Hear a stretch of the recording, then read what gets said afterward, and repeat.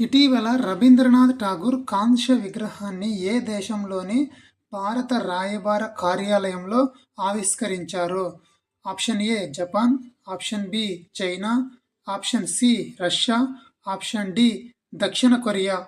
Your time starts now.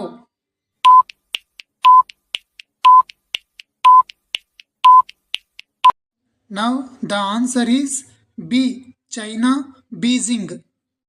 Telangana ఆర్థిక వ్యవస్థ దేనిపై ఆధారపడి ఉందని నీతి ఆయోగ్ నివేదిక పేర్కొంది? ఆప్షన్ ఏ సాంప్రదాయ వ్యవసాయం, ఆప్షన్ బి భారీ పరిశ్రమలు, ఆప్షన్ సి అధిక ఉత్పాదకత, ఆధునిక సేవలు, ఆప్షన్ డి మైనింగ్ రంగం.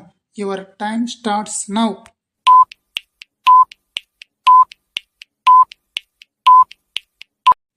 Now the answer is C అధిక ఉత్పాదకత, ఆధునిక సేవలు.